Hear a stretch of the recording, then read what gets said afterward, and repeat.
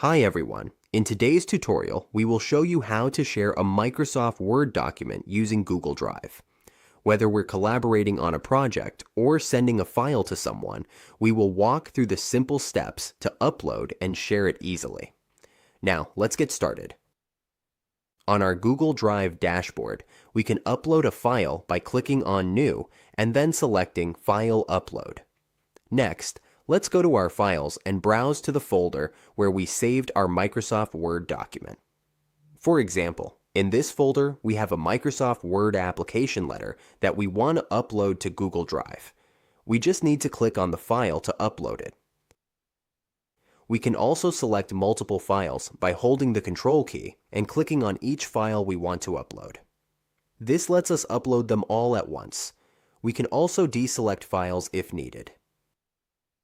Here, we will upload 3 Microsoft Word documents.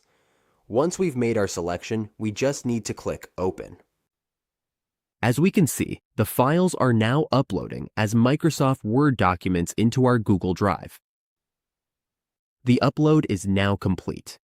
Here is the cover letter and the application letter, both uploaded as Microsoft Word documents. That's it. We have successfully uploaded our Microsoft Word documents to Google Drive.